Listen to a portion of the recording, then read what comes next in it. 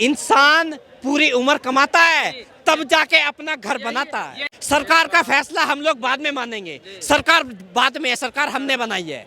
Court देश में सर्वोपरि है और सर्वोपरि रहेगा आगे भी। मैं तो बहुत बड़ा शुक्रगुजार करता हूं सुप्रीम कोर्ट का कि उन्होंने इतने दिन में, देर से ही सही लेकिन संज्ञान लिया।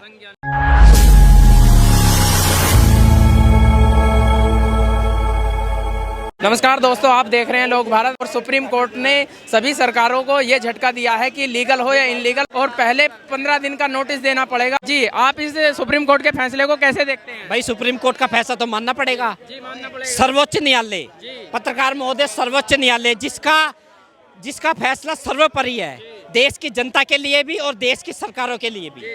अब ये जो योगी सरकार को जो इन्होंने नोटिस जो दिया है कि घर तोड़ने से पहले 15 दिन का नोटिस दो, और कोर्ट को भी बताओ कि आखिर इन लोगों का अपराध क्या है, कौन सा अपराध किया है। देखो, देश कानून से चलना चाहिए, नेताओं की मर्जी से नहीं चलना चाहिए ये देश।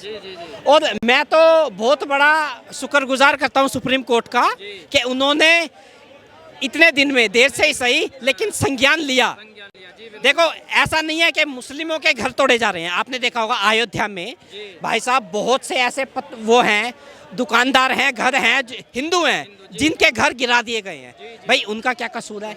माना जिनकी अगर कोई गलती है, जिन्होंने पत्थरबाजी चला की है, उनके ऊपर कार्रवाई करो, मैं मानता हूँ, करो। देखो, कार्रवाई करो, लेकिन कानून के दायरे में रह के काम होना चाहिए। देश कानून से चलेगा, संविधान से चलेगा, योगी की मर्जी से थोड़ी चलेगा।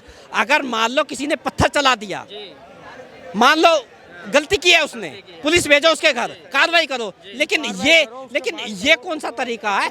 इंसान पूरी उम्र कमाता है तब जाके अपना घर बनाता है। यही बात सुप्रीम कोर्ट ने कही है कि पूरी छत बनाने के लिए तमाम उम्र गुजर जाती है और आप कुछ ही घंटों में उसकी सारी मेहनत को पानी फेर देते हैं। देखो, मैं इसीलिए ये बात कह रहा हूँ कि सुप्रीम कोर्ट ने आज इस पे संज्ञान लिया और लेना भी चाहिए। और मैं बहुत बहुत बधाई देता हूँ हमारे जो नए चीफ जस्टिस आए हैं, क्या नाम है उनका, नए चीफ जस्टिस जो आए हैं, बहुत अच्छी बात है। शपथ उन्होंने ले ली है, खन्ना जी शपथ उन्होंने ले ली है।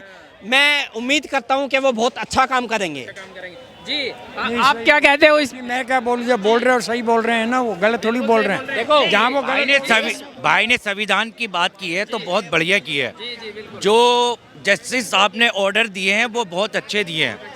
इससे मामले सुलझाया जाएगा, बड़े तरीके से सुलझाया जाएगा। लेकिन राजनीतिक तरीके से अखिलेश यादव ने भी इस पे तंज कसा है कि अब योगी सरकार को अच्छी फटकार लगाई है। इस पे क्या कहोगे? देखिए, पक्ष और विपक्ष का तो आपस में मुठभेड़ चलती रहती है।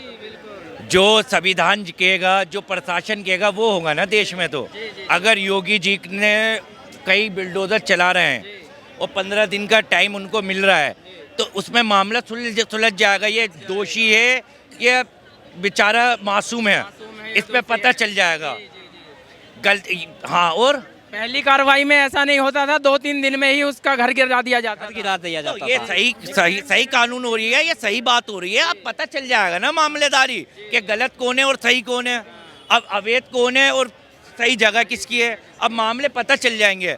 सरकार में कमी निकालने से या सरकार की बातों में कमी निकालने से कोई फायदा नहीं है।